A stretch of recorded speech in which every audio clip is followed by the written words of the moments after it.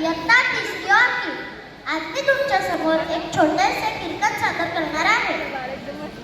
जे का रंजले गांजले त्यासी म्हणे जो आपुले, तोची साधू ओळखावा देव तेथेची जाणावा.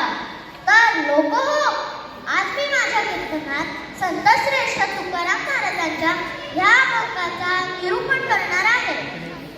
तुकोबारायांनी ह्या अभंगात एक महत्त्वाचा विचार अगदी सोप्या भाषेत मांडला आहे. आपण नेहमी साधू, संत, सज्जन असे शब्द वापरतो, पण त्यांचा खरा अर्थ काय? कोणाला साधू म्हणायचे? भगवी वस्त्रे घालून, अंगाला राख पासून, जटा वाढवल्या म्हणजे माणूस साधू होतो का हो? की हवेत हात फिरवून वस्तू काढून दाखवण्याचा चमत्कार करणाऱ्याला साधू म्हणायचे? तर तुकोबाराया आपल्याला असे सांगतात की साधू संतांचे महत्त्वाचे लक्षण म्हणजे गोरगरिबांविषयीचा अपार कळवळा.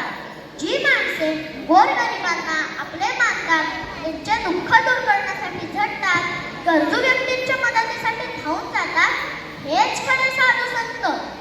आजच्या काळात समाजासाठी झटणारे आमटी कुटुंबीय, सिंधुताई सपकाळ आणि त्यांच्यासाठी इतर समाजसेवक हेच खरे साधू संत होय.